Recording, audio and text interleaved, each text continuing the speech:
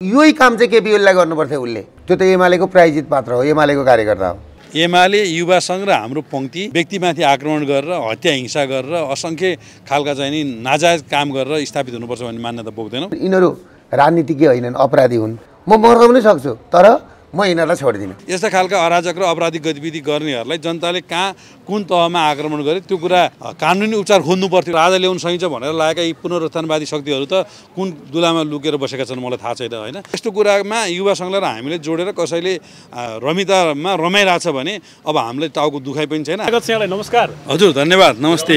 अब यो बल्खु र तिनकुनेको ब्याटल पछाडि तपाईँ लौभ गुमनाम जस्तो हुनुभयो, विभिन्न कार्यक्रममा हिँडेको त देखियो, तर मिडिया प्रतिक्रिया भने आज पहिलो पटक दिँदै हुनुहुन्छ। तपाईँ मिडियाको अत्यन्त प्रिय पात्र, मिडिया मन पराउने र मिडियाकर्मीले पनि मन पराउने, यतिका समय कहाँ गुमनाम हुनुभयो बताउनुहोस् त। म गुमनाम भएको छैन। मङ्सिर 7 गते कार्यक्रमलाई तपाईँहरूले जुन ढङ्गले हाइलाइट गरिदिनु भयो, जुन तहको प्रचार गरिदिनु भयो, त्यसको लागि सम्पूर्ण मिडियाका साथीहरूलाई म धन्यवाद दिन चाहन्छु। आभार प्रकट गर्न चाहन्छु। तपाईँले गर्नुभएको सहयोगका कारणले पुनरुत्थानवादी शक्तिहरूको चाहिँ शिर निहुरेको छ र उनीहरूले गर्ने भनेका अभियानहरू, उनीहरूले गर्ने भनेका आन्दोलनहरू साह्रै निस्तेज भएको छ भन्ने मलाई लाग्छ। यतिखेर चाहिँ हामी पार्टीको र सङ्गठनको आन्तरिक जीवनलाई व्यवस्थित गर्ने सन्दर्भमा छौँ। म आजै पनि अब भैरवामा हामी लुम्बिनीको बैठकमा जाँदैछौँ, अस्ति मात्र पनि धनगढीको बैठकमा जाँदैछौँ र पर्सि हामी मध्य प्रदेशको बैठकमा जाँदैछौँ र हामी राष्ट्रिय युवा सङ्घ नेपाल मार्फत फागुन 11 गतेदेखि केपी ओली कपको पनि विशाल आयोजना गरिरहेका छौँ। त्यसो हुनाले अहिले हाम्रो शक्तिलाई हामीले आन्तरिक सङ्गठनको जीवनमा चाहिँ केन्द्रित गरेका छौँ।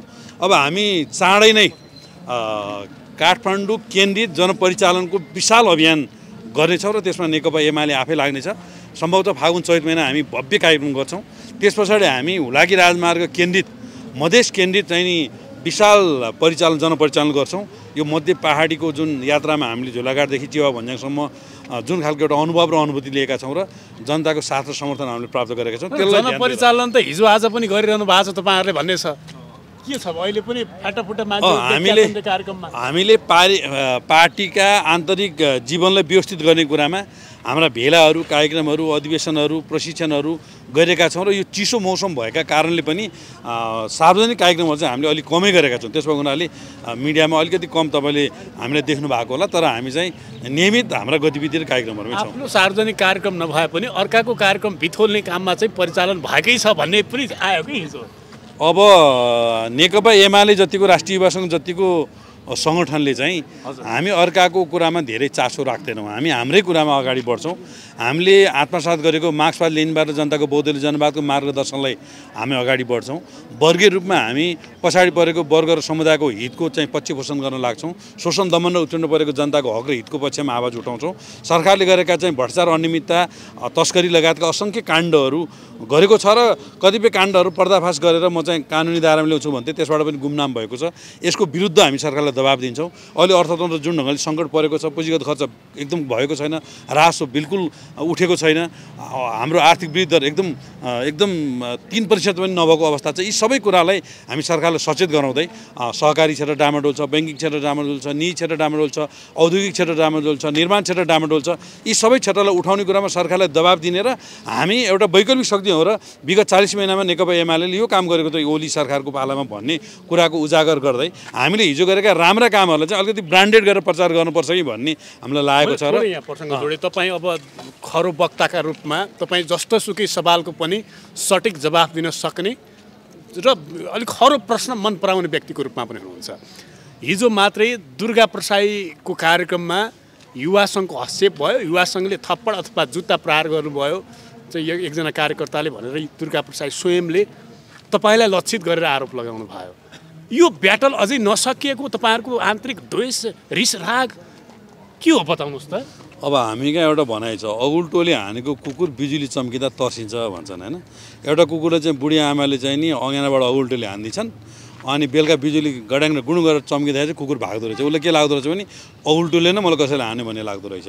अब मङ्सिर 7 गते राष्ट्रिय युवा सङ्घ नेपालसँग जुन खालको सिङ्गौरी खेल्ने कुरामा कतिपय साथीहरू आइलागेका थिए र ती साथीभाइका अभिव्यक्तिहरू, कसलाई कालो मुसो दल, कसको बङ्गारा फुस्काइदिए, कसलाई आक्रमण गर, कसलाई के गर होइन। रवि लामेछानेजीले पोखरामा खोयाले आक्रमण गर्दाखेरि उनका अभिव्यक्ति के थिए, हाम्रो अध्यक्षज्यूलाई तेह्रथुममा अलिकति एउटा जाँड खाएको मान्छेले झाँगलझुङ्गल गर्न खोज्दाखेरि कुन खालको अभिव्यक्ति थिए र आज जुन ढङ्गले आक्रमण भएको छ, मलाई के लाग्छ भने सुन्तला रोपे सुन्तला फल्छ, खोर्सानी रोपे खोर्सानी फल्छ। अब यस्ता खालका एउटा चाहिँ नि प्रवृत्ति बोकेका व्यक्तिहरूले खोर्सानी हो कि सुन्तला हो? खोर्सानी रोपेका छन् र खोर्सानी रोपेकाहरूले खोर्सानी फल्छ र खोर्सानी हाल्ने नाकमा मुखमा दल्ने गर्छन्। त्यसो भएको हुनाले यस्ता खालका परिघटना कहाँ घटे त्यो कुराको जिम्मा युवा सङ्घले लिँदा पनि लिँदैन।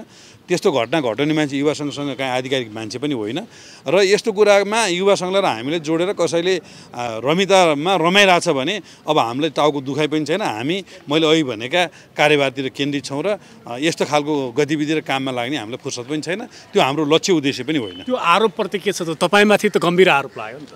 अब यस्ता वाहियात कुराको जवाफ दिएर साध्य पनि हुँदैन। Good question good answer, bad question no answer भन्छ क्या। अब यस्तो वाहियात र गलत खालका आरोपहरू कसैले लगाउँछ भने तथ्यका आधारमा प्रमाणका आधारमा पुष्टि गर्न म चुनौती दिन्छु र यस्ता खालका वाहियात आरोपको जवाफ दिने फुर्सद पनि छैन मलाई। तपाईँले ठ्याक्कै परिचालन गरेका पात्रले नै जुत्ता हानेको हो अथवा थप्पड हानेको हो?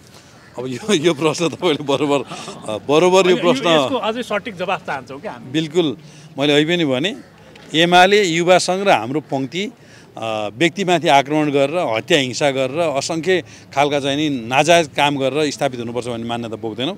हिजो माओवादीले हत्या हिंसाको राजनीति अगाडि बढाएर सेना नभएको पार्टी कम्युनिस्ट पार्टी हुँदैन, बन्दुक नबोक्ने कम्युनिस्ट पार्टीका कार्यकर्ता हुँदैनन् भन्ने ढङ्गले जुन खालका गतिविधि गरेर त्यसको विरुद्ध युथ फोर्स बनाएर हामीले सङ्घर्ष गऱ्यौँ र सामाजिक फाँसीवादी त्यो चरित्र हत्या हिंसा अपहरण लुटपाटका गतिविधिमा हामीले चाहिँ सशक्त प्रतिरोध गऱ्यौँ र आज टिआरसी विधेयक मार्फत पीडितहरूलाई चाहिँ नि अन्याय दिने र पीडकहरूलाई नै थप चाहिँ नि संरक्षण गर्ने खालको कानुन ल्याउनु खोज्दा राष्ट्रिय सभामा एमाले 5 सिट दिएर यसो झुक्याउन सकिन्छ कि फलाउन सकिन्छ फुकाउन सकिन्छ कि भनेर प्रधानमन्त्री र नेपाली काङ्ग्रेसका सभापतिज्यूले भन्दाखेरि हाम्रो पार्टीको अध्यक्षले त्यो अडान लिनु भएको छ भने हामी त जहिले पनि पीडितहरूको पक्षमा हुन्छौँ र यस्ता खालका अराजक र अपराधिक गतिविधि गर्नेहरूलाई जनताले कहाँ कुन तहमा आक्रमण गरे त्यो कुरा अब कानुनी उपचार खोज्नु पर्थ्यो। त्यो खालको आक्रमण नगरायो भने त्यो सरकारले त बैंक ठग गर्नेहरू, सहकारी ठग्नेहरू, उद्योगमा ठगी गर्नेहरू, निर्माण व्यवसायमा कालाबजारी गर्नेहरू, व्यापार व्यवसायमा निर्माण व्यवसायमा ठग्नेहरूलाई त कारबाही गर्नुपर्थ्यो। सरकारले किन कारबाही गर्न सकेन?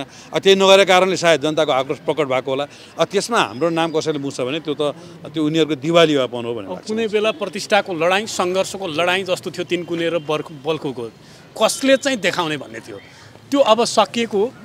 अब तिनकुनेमा हामीले सरकार विरुद्ध खासमा अब दुर्गा प्रसाई र दुर्गा प्रसाईको विचारसँग असहमत हो नि तपाईँ? महँगी भ्रष्टाचार अनियमितता विरुद्ध हामीले 7 गते मङ्सिरमा कार्यक्रमको आयोजना गऱ्यौँ।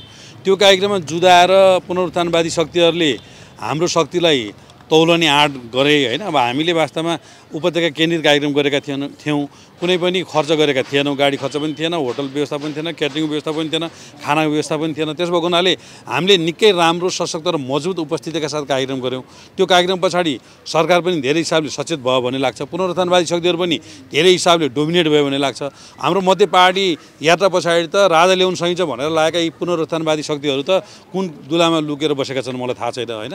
र उनीहरूले गर्ने भनेको आन्दोलनको पनि कुनै तुक होला भन्ने मलाई लाग्दैन। र त्यतिखेर मैले भनेको थिएँ यी पुनरुत्थानवादी शक्तिहरूलाई हामीले धुप हालेका थियौँ। अब यो धुपले काम गर्यो जस्तो लाग्छ। अब यो धुपले काम गर्ने भने फागुन चैतमा एमाले जुन खालको जनपरिचालन काठमाडौँ केन्द्रित गर्छ र त्यसपछि मधेसमा हुलाकी राजमार्ग केन्द्रित हामी जुन जनपरिचालन गर्छौँ त्यस पछाडि मलाई लाग्छ यी राजतन्त्रका भूतप्रेतहरू चाहिँ सधैँको लागि चाहिँ हाम्रो बाध्यता हेर्नुहोस्, सामाजिक वृत्तमा उठेका सवालहरू तपाईँहरू नेताहरूलाई हामीले गर्नु पर्यो। अब सामाजिक वृत्तमा अहिले सबभन्दा चर्चामा कि दुर्गा प्रसाई कि महेश बस्नेत, अब यिनी चाहिँ तपाईँहरू पात्रहरूको विषयमा हामीले प्रश्न गर्नु चाहिँ हाम्रो बाध्यता पनि बनेको छ।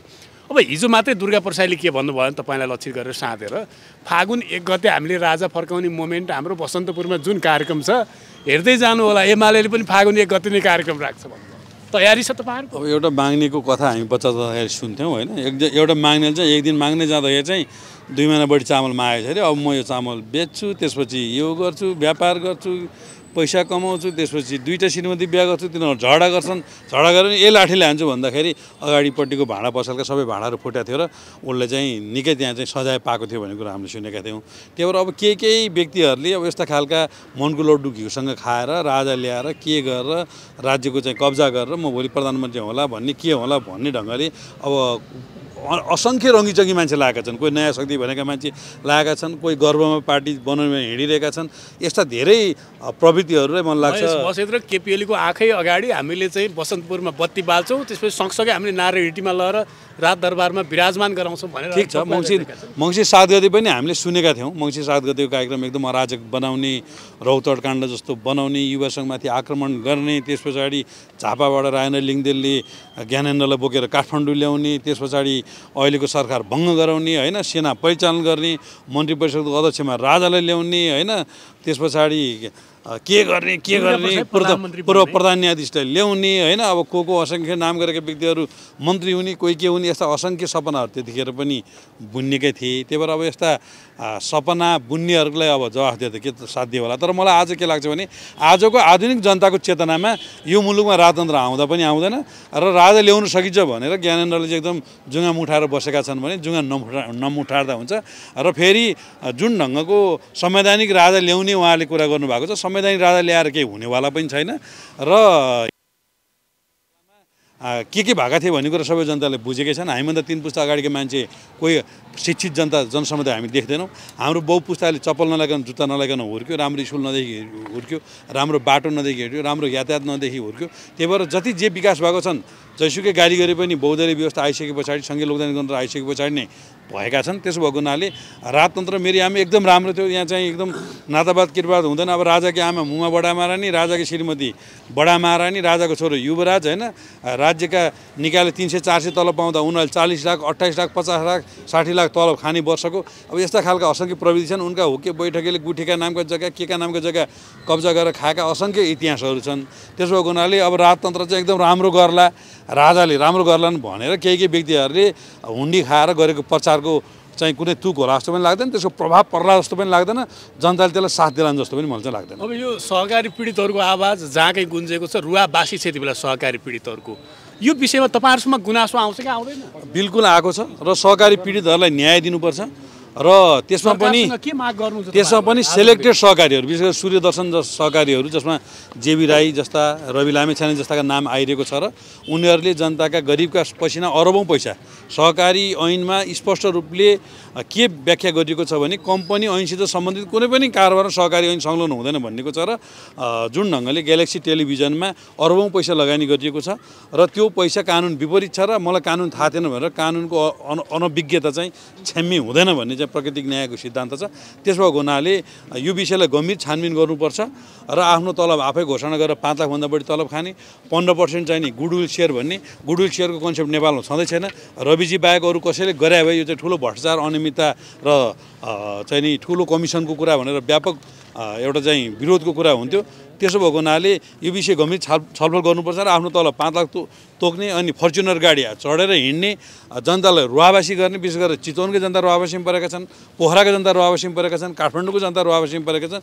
जो संलग्न छन् यसमा कुनै पार्टीगत रूपमा अनुहार हेर्नु हुँदैन र संलग्न जतिलाई कारबाही गर्नुपर्छ र सहकारी पीडितहरूलाई न्याय दिनुपर्छ भन्ने चाहिँ लाग्छ मलाई। अहिले अब मुद्दा पुगेको छ सहकारी विभागमा।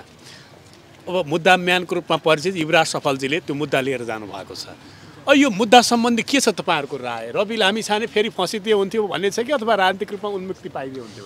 अब पीडितहरूले रविजीको नाम लिन सन्दर्भमा चाहिँ जुन खालको घेराबन्दी गरेर उहाँले दिन लाउन सक्नु भएन, त्यस पछाडि पीडितहरू युवराज सफल कहाँ पुगे भन्ने मैले सुने। युवराज सफलजीले एउटा मैले पाएको सूचना अनुसार पीडितहरू युवराजजी कहाँ पुगे र युवराजजीले सहकारी विभागमा मुद्दा जाहेर गर्नुभयो। सहकारी विभाग र नेपाल सरकारको अभियोजन गर्ने निकाय, विशेष गरेर नेपाल प्रहरीको सिआइबी हो कि कसले गर्ने हो, उसले चाहिँ नि व्यवस्थित ढङ्गले यसको अनुसन्धान गर्नुपर्छ र दोषी ठहर भएका व्यक्तिलाई चाहिँ कारबाहीको दायरामा ल्याउनुपर्छ भन्ने मलाई लाग्छ। अब कान्तिपुरले चाहिँ मलाई खेद्यो, कान्तिपुरले के गर्यो, हिजोको 12 भाइ हो भन्ने ढङ्गले उन्मुक्ति पाउनको लागि कान्तिपुरलाई चाहिँ उहाँले मानहानिको मुद्दा पनि हाल्नु भएको छ। अब हामीलाई मन परे पनि मन नपरे पनि कान्तिपुर चाहिँ आजको मिडियाको चाहिँ एउटा लिडिङ पर्सनालिटी नै छ। त्यसो भएको हुनाले कान्तिपुरले उठाएकै धेरै विषयवस्तु पनि छानबिन गर्नुपर्छ। अब कहीँ कतै पहिले त कान्तिपुरका सवालमा तपाईँहरूको खरो अभिव्यक्ति आउँथ्यो, अहिले लचिलो भयो होइन। कान्तिपुरका मात्रै होइन सम्पूर्ण मिडियाले गरेका राम्रा कामहरूप्रति हाम्रो सधैँ समर्थन छ। कहिलेकाहीँ आग्रह र पूर्वाग्रहपूर्ण ढङ्गले आउने कतिपय अभिव्यक्तिहरूलाई चाहिँ हामी सच्याउनको लागि आग्रह पनि गर्न चाहन्छौँ र म फेरि पनि भन्छु नेपालमा मिडियाको यति ठुलो प्रगति छ, यति ठुलो राम्रो छ र सबै मिडियाले एकदम धेरै उन्नति प्रगति गर्नुभएको छ, सबैलाई म सम्मान गर्छु। तर अहिले पनि एउटा लिडिङ पर्सनालिटी चाहिँ कान्तिपुरले बनाएकै छ। त्यसो भएको हुनाले सहकारीको विषयमा उसले जे कुरालाई उजागर गरेको छ त्यो विषय पनि छानबिनको दायरामा ल्याउनुपर्छ भन्ने लाग्छ। तर भित्रभित्र कुरा सुनिन्छ अब रविजीलाई त प्रधानमन्त्री प्रचण्डज्यूले अब गृहमन्त्री बनाउने तर्खरमा हुनुहुन्छ, किनकि माधव कुमार नेपालजीलाई चाहिँ उहाँ प्रधानमन्त्री दिन चाहनुहुन्न। 2 वर्ष पछाडि रविजीलाई लिएर गएर थप 1 वर्ष आफ्नो कार्यकाल लम्ब्याउन चाहनुहुन्छ भन्ने त तपाईँले पनि बुझ्नु भएको छ, सारा जग राजनीतिक वृत्त बुझ्नेले बुझेको कुरा हो। अब यो परिप्रेक्ष्यमा सरकारले छानबिनको प्रक्रिया अगाडि बढाउला? तपाईँलाई विश्वास छ सरकारप्रति? सरकारले त बढाउँदैन, किनभने त्यो बढाउने नैतिक धरातलमै छैन। उसले सुन तस्करी काण्डदेखि लिएर बालुवाटार प्रकरणदेखि नक्कली भुटानी प्रकरणदेखि सबैलाई गोलमाल ढङ्गले अचकल्टो बनाएर टुङ्ग्याएको छ। किनभने सत्तापक्षका शीर्ष नेताहरू त्यहाँ जोडिने स्थिति भएपछि त्यसलाई उसले दबाएकै स्थिति छ। अब जहाँसम्म सहकारीको प्रकरण पनि उसले गर्ला भन्ने मलाई लाग्दैन। अहिले सत्ता गठबन्धनभित्र गम्भीर समस्या आइरहेको छ। अब एमाले सत्ता स्वार्थमा केन्द्रित रहेर त्यो त्यहाँभित्रको अन्तर्विरोध खेल्ने हो भने एमाले सत्ताको साझेदार बन्न सक्छ। तर हामी सत्ता साझेदार बन्ने भन्दा पनि जनताको हकितको पक्षमा लाग्ने भन्ने ढङ्गले लागेका छौँ। अब मैले सुनेअनुसार कुनै हालमा माधव नेपालजीलाई प्रधानमन्त्री बनाउनु हुँदैन भन्ने कङ्ग्रेसभित्र निकै ठुलो भोइस छ, स्वर छ। र यो राष्ट्रिय सभाको भागभण्डा गर्ने क्रममा पनि माधव नेपाल र चाहिँ सीके राउतजी चाहिँ निकै असन्तुष्ट हुनुहुन्छ र माधव नेपाल र सीके राउतहरू चाहिँ आफूलाई अपमान भयो भन्दै पर्याउँदा सरकारबाट फिर्ता हुनुपर्छ भन्ने पनि सोचिरहनु भएको छ। त्यसको हुनाले प्रचण्डले आफ्ना असङ्ख्य दाउहरूलाई फिजाइरहनु भएकै छ। उहाँले रविजीलाई भावी गृहमन्त्री भन्दै वार्तामा प्रक्रिया पनि अगाडि बढाउनु भएको छ। मैले जहाँसम्म सुनेअनुसार रविजी चाहिँ सहकारीको सङ्कटबाट मुक्ति पाउन र प्रचण्डको सरकारमा सहभागी हुनुपर्छ भनेर हाम्रो अध्यक्षज्यूलाई भेट्न बालकोट जानुभयो भन्ने पनि मैले सुने होइन। रविले पनि रियाल त त्यहाँ च्वाके जस्तो देखिन्छ। र अर्को कुरा प्रचण्डले वर्षमान पुन्जी लगायतका केही आफ्ना अनुकूलका मान्छेहरू मार्फत एमालेसँग पनि वार्ता गरेर सत्ता सङ्कट आउने स्थिति बन्यो, कङ्ग्रेसभित्र अन्तर्विरोध र विभाजन हुने स्थिति बन्यो र प्रचण्ड सरकार ढल्ने भयो भने फेरि एमाले साथ दियोस् भन्ने ढङ्गले पनि अभियान चालेको जस्तो देखिन्छ। त्यसो गरेर मलाई के लाग्छ भने यो पटकै चोरलाई चाहिँ नि फेरि अवसर दिनुहुन्न भन्ने लाग्छ। र प्रचण्डले अहिलेको आफू प्रधानमन्त्री बन्नको निमित्त एउटा पटकै चोरको भूमिका खेलेका छन्। किनभने कहिले काङ्ग्रेससँग मिलेर उनी स्थानीय तहमा मिल्छन्, एमालेसँग मिलेर सङ्घमा मिल्छन्, फेरि एमालेसँग मिलेर सरकार बनाउँछन्, नेकपा बनाउँछन्, फेरि त्यसलाई विभाजित गरेर देउबाको पाउमा लगाएर सत्ता बुझाइदिन्छन्, फेरि देउबासँग मिलेर 5 दलीय गठबन्धन बनाएर चुनाव लड्छन्, अनि फेरि चुनाव लडेको लगत्तै एमालेसँग मिलेर सरकार बनाउँछन्, फेरि एमालेसँग सरकार बनाएको 2 महिनामा एमाले धोका दिएर कहाँले सरकारमा ल्याउँछन्, अनि फेरि 1 वर्ष नपुग्दै जताततै चार्दै होइन त्यो चाहिँ चोर बिरालो जस्तो जताततै चार्दै जहाँ दुधको कुँडे पाइन्छ त्यही मुन्डो डुबाउने हिसाबले चाहिँ प्रचण्ड हिँडिरहेका छन्। र सत्ता सङ्कट आउँदा एमालेलाई र रवि लामेछानेहरूलाई बोक्नुपर्छ भन्ने त्यो स्वार्थ बोकेका कारणले सहकारी काण्डमा प्रचण्ड सरकारले कुनै न्याय दिलाएर रवि लगायतका व्यक्तिहरूलाई छानबिन गर्ला भन्ने कुरा म चाहिँ सहकारी पीडितहरूले न्याय पाउँदैनन्। 60,000 सहकारी पीडितहरूलाई अब सडककै आन्दोलनको तयारी उहाँले गर्नुभएको छ भन्ने मैले बुझेको छु। र हामी एमालेको तर्फबाट र युवा सङ्घको तर्फबाट ती पीडितहरूको न्यायको निमित्त सडकमा जस्तोसुकै बुलन्द आवाज उठाउन पनि हामी उहाँलाई साथ दिन तयार छौँ। हामी पनि आउनेछौँ र वर्तमान सरकारले चाहिँ सहकारी पीडितहरूलाई न्याय दिला भन्ने कुराको आश चाहिँ मलाई चाहिँ धेरै छैन। अब रवि लामिछाने प्राय चाहिँ बालकोट पुग्नुहुन्छ, उहाँहरूको चाहिँ केपी ओलीसँग चाहिँ छुट्टै खालको एक किसिमको सम्बन्ध छ भनेर भनिन्छ। अब एमाले पनि कहीँ न कतै बाहिर चाहिँ एक किसिमको प्रतिक्रिया दिने तर भित्र रविजीलाई नै बोक्ने त्यो लाइनमा छ कि भन्ने आशंका पनि छ कि जनताको। अब एमाले सत्ता स्वार्थमा केन्द्रित हुने भएको भए त कङ्ग्रेसको शेखर र गगनजीहरूले कोशीबाट विभाजन गरेर कोशीमा सरकार बनाउनेदेखि लिएर सङ्घमा सरकार बनाउनेसम्मका प्रस्तावहरूलाई एमाले खास महत्त्व दिएन। कङ्ग्रेसलाई विभाजन गर्ने कुरामा हामी लागेनौँ। माओवादीभित्र कुन तहको अन्तर्विरोध छ भन्ने कुरो तपाईँले बुझ्नु भएकै छ। माधव नेपालको पार्टीमा कुन तहको अन्तर्विरोध छ भन्ने कुरो तपाईँले बुझ्नु भएकै छ होइन। मधेसवादी दलहरूमा कुन तहको अन्तर्विरोध छ भन्ने बुझ्नु भएकै छ। अब रवि लामेछानेजीको पार्टीभित्र पनि निकै ठुलो अन्तर्विरोध छ भन्ने कुरा हामी सबैले बुझेका छौँ। त्यसो गर्नाले हामी हिजोको दिनमा काखी च्याप्ने त एमाले नै हो नि, रविजीले काखी च्याप्ने त काखी च्यापेको होइन। बालकोटमा सरकार बनाउने बेलामा केपी ओलीले होइन गृहमन्त्री रविजीलाई दिनुपर्छ भने अब रविजीले एकदम अन्य विनय गरेर चाहिँ नि यत्रो धेरै मलाई चिट्ठा परेको छ। मलाई चिट्ठा परिरहँदाखेरि चाहिँ यो बम्पर उपहारमा एउटा गृहमन्त्रीको उपहार चाहिँ मलाई मिलाइदिनु पऱ्यो, यो प्रचण्डले चाहिँ नदेलान् जस्तो भयो होइन। भन्दाखेरि ल बम्पर उपहार यसलाई पारेकै छ, यो भाइलाई 2-4 महिना भयो भने दिनुहोस् न गृहमन्त्री भनेर एउटा हाम्रो अध्यक्षले भूमिका खेल्नुभयो होइन। अब रविजीको बम्पर उपहार त सकियो भने अब यो बम्पर उपहार सधैँ पर्छ र। अब मलाई लाग्छ रविजी त आउँदो चुनावसम्म के गर्नुहुन्छ, चुनाव हारेर फेरि अब ग्यालेक्सी टेलिभिजनको अनुभवले त नयाँ टेलिभिजन खोल्ने पनि उहाँको आधार देखिँदैन। तर उहाँले त अब अर्को कुनै वैदेशिक रोजगार संयोजन गर्ने म्यान पावर कम्पनी या त्यस्तो केही खोल्नेतिर जानु होला जस्तो लाग्छ मलाई चाहिँ। त्यस भएको हुनाले एमाले उहाँलाई च्यापेको होइन कि उहाँलाई परेको बम्पर उपहारमा चाहिँ प्रचण्डले नदेका बन्धनमा परेको तपाईँहरू हेर्न चाहनुहुन्छ। बम्पर उपहार चाहिँ नि उहाँलाई दिलाइदिएको हो होइन। अब रविजी भोलि म्यान पावर कम्पनी खोल्नुभयो भने अब विदेश जान चाहने साथीहरू अथवा उहाँले कन्सल्टेन्सी खोल्न चाहनुभयो भने विदेशमा पढ्न जाने साथीहरूलाई संयोजन गर्ने कुरा हामी भूमिका खेल्छौँ। रविजीप्रति हाम्रो त्यस्तो नेगेटिभ केही छैन। यो सरकारका प्रति धारणा अहिले प्रचण्ड सरकारले त कमाल गरेको छ सुशासनको क्षेत्रमा, सामाजिक न्यायको क्षेत्रमा भनेर माओवादीका नेता कार्यकर्ता प्रशंसा गर्छन्। अब यो बिग्रेको घरको भत्केको चाल जता भत्क्यो उतै झ्याल भन्छ नि होइन। मेलम्ची उद्घाटन पनि 5 चोटि गर्नुभयो होइन। अब यो त गजब उहाँले काम गर्नुभएको छ र अहिले उहाँले नै सार्वजनिक गर्नुभएको प्रतिवेदनमा सरकार चाहिँ 50 अर्बभन्दा बढी लसमा छ यसपालिको 6 महिनाको प्रतिवेदन हेर्दा होइन। 16% पनि पुँजीगत खर्च भएको छैन, विकास निर्माण सबै ठप्प छ, 1/3 पनि राजस्व उठाएको छैन। त्यस भएको हुनाले यो सरकार चाहिँ नि एकदम हिँड्नै नसक्ने अवस्थामा पुगेको छ र प्रचण्डका अभिव्यक्तिहरू हेर्दाखेरि पनि त्यो देखिन्छ र यो सरकार आफ्नै कारणले ढल्छ र एमाले यो सरकार ढाल्नको लागि हामी लागेका छैन। यो सडेको गलेको फर्सी जस्तो भएको छ, यसो भेट्नु थाम्यो भने थाहा हुन्छ यो सडेको छ भन्ने कुरा।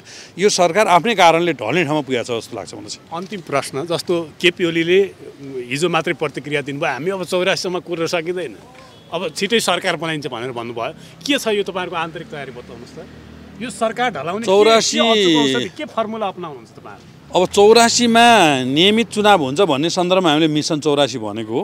यो सरकारको अक्रमण्यताको कारणले 5 दलीय गठबन्धनभित्रको चर्केको अन्तर्विरोधका कारणले यी तमाम कारणले गर्दाखेरि चाहिँ यो संसदको आयु चाहिँ 5 वर्ष नहुन पनि सक्छ भन्ने हाम्रो विश्लेषण हो। अब त्यसको लागि के काङ्ग्रेस फकाउनु पर्यो कि माधव नेपालजीलाई आउनुहोस् यतै भनेर तपाईँहरू अन्डरस्ट्यान्डिङ गर्ने तवरमा पुग्नु पर्यो? नयाँ भने त कसरी सम्भव छ?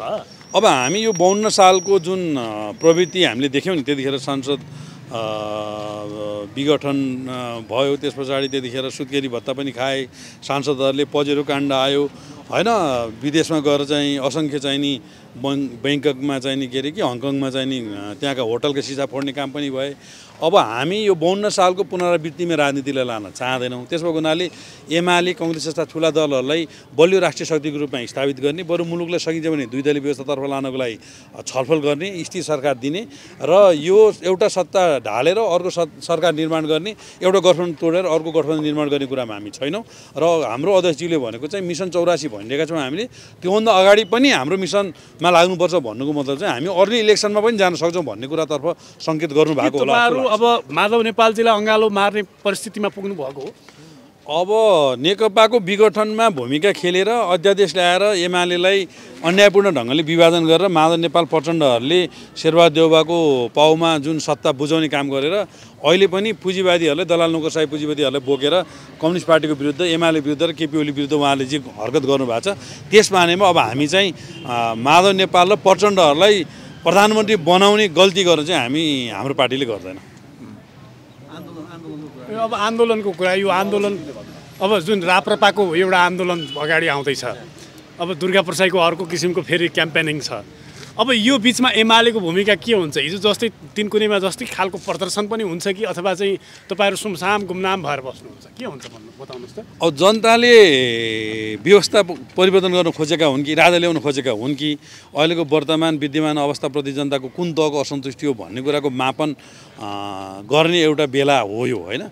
अब हामीले चाहिँ के भन्छौँ भने युवा सङ्घको मङ्सिर 7 गतेको विशाल प्रदर्शन र हामीले झुलाघाटदेखि चिवा भन्ज्याङसम्मको जुन यात्रा गऱ्यौँ त्यसबाट के बुझ्छ भने वर्तमान गठबन्धनको असक्षमता र अक्रमण्यता विरुद्ध जनताको आक्रोश हो। जनताको आक्रोश व्यवस्थाप्रति होइन। त्यस भएको हुनाले सङ्घीय लोकतान्त्रिक गणतन्त्रलाई सुदृढ बनाउने कुरा, समृद्ध बनाउने कुरा र यहाँ रहेका कमी कमजोरीलाई सच्याउने कुरातर्फ हामी केन्द्रित हुन्छौँ। त्यस भएको हुनाले हाम्रो आन्दोलन भनेको यो गठबन्धन र यो सरकारले गरेका अनियमितता, भ्रष्टाचार र यो गतिहीनताको विरुद्ध हुनेछ र समृद्धि प्राप्तिको लागि, सुख प्राप्तिको लागि आम जनतालाई समेट्ने कुरामा हामी केन्द्रित हुन्छौँ र हाम्रो आन्दोलन मूलभूत रूपमा जनतालाई सचेत गराउने, जनपरिचालन गर्ने र एमालेलाई बलियो राष्ट्रिय शक्तिको रूपमा विकास गरेर आगामी आगामी निर्वाचनमा एमालेलाई बहुमत प्राप्त दलको रूपमा अगाडि बढाउने कुरामा हामी तपाईँहरूको राजेन्द्र लिङ्गदेन र राप्रपाको आन्दोलनप्रति कुनै खालको पूर्वाग्रह कुनै खालको चाहिँ दुश्मनी छैन तपाईँहरूको? अब राजेन्द्र लिङ्गदेनलाई हामीले एक सिट जिताएकै हो 74को चुनावमा। अहिले पनि हामीले नै समर्थन गरेर उहाँले 14 सिट प्राप्त गर्नुभएको हो होइन।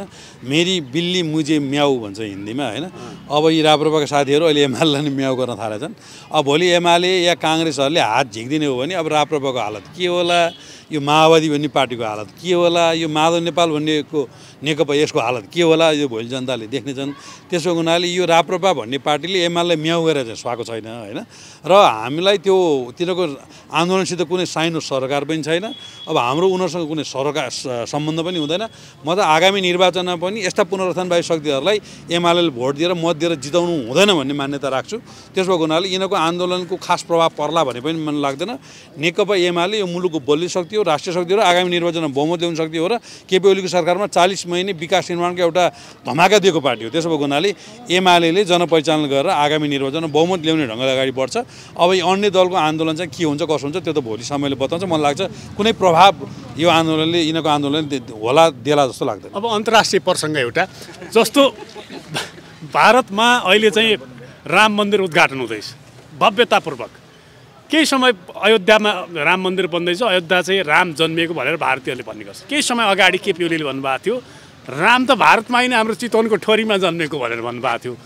अब वास्तवमा चाहिँ यो एमालेको लाइन चाहिँ राम मन्दिर अयोध्यामा बन्नुपर्ने अथवा ठोरीमा बन्नुपर्ने, खास वास्तवमा चाहिँ राम जन्मेको कहाँ? चुनाव लागेको छ होइन। चुनाव लागेपछि त्यहाँ अनेक चुनावी एजेन्डाहरू सत्ता पक्षले प्रतिपक्षले प्रस्तुत गरिरहेको छ होइन। त्यसो भएको हुनाले हामीले भारतको आन्तरिक राजनीतिलाई प्रभाव हुने गरेर बोल्नु हाम्रो आवश्यक पनि छैन। त्यो उहाँहरूको देशको मामला हो होइन। अब हाम्रो चाहिँ एउटा बौद्धिक सनातन धर्म अँगालेको मुलुक होइन, एउटा चाहिँ बौद्धिक र वीरताको पहिचान बोकेको हाम्रो चाहिँ पुर्खा भएको हुनाले हाम्रा चाहिँ जुन आध्यात्मिक एउटा चाहिँ नि एउटा चाहिँ जुन एउटा गौरवपूर्ण आध्यात्मिक एउटा इतिहास हामीसँग छ होइन। अब वेदव्यासदेखि लिएर हाम्रा असङ्ख्य ऋषिमुनिहरू यहीँ जन्मिए होइन। त्यसो भएको हुनाले हामीले हाम्रो मुलुकको पहिचानमा त्यो कुरालाई ध्यान दिनुपर्छ। अब वैज्ञानिक हिसाबले तथ्यगत हिसाबले हेर्ने हो भने सीता जनकपुरमा जन्मिएको भनेपछि राम उहाँ अयोध्यामा त्यतिखेर जन्मिएको र अहिले पनि हाम्रो विवाह हुँदाखेरि एउटा जिल्लाबाट अर्को जिल्लामा जान छोरी चेली मान्दैनन् अथवा उहाँले दिन मान्दैनन् भने अब सबै हेर्दाखेरि चाहिँ राम चाहिँ हाम्रो ठोरीको अयोध्यामा जन्मेको हो भन्ने कुरा देखिन्छ। त्यहाँ असङ्ख्य पुराना चाहिँ नि त्यहाँका चाहिँ शिलापत्रहरू त्यहाँका चाहिँ अवशेषहरू हेर्दाखेरि होइन प्राचीन अभिलेखहरू पनि त्यहाँ देखिन्छ। त्यसो हुँदाखेरि हाम्रो अध्यक्षज्यूले जे कुरा विषयवस्तु उठाउनु भएको छ त्यो चाहिँ पुरातत्त्वविदहरूले राम्रो अनुसन्धान गर्दाखेरि हुन्छ भन्ने लाग्छ होइन। अब भारतले उता अयोध्या मानेकै छ त्यसमा अहिले हामीले किन टाउको दुखाउनु पर्छ, तर अयोध्या चाहिँ हाम्रो ठोरीमै हो कि भन्ने लाग्छ मलाई पनि। हस्, समय दिनुभयो, आभारी छु, धेरै धेरै धन्यवाद।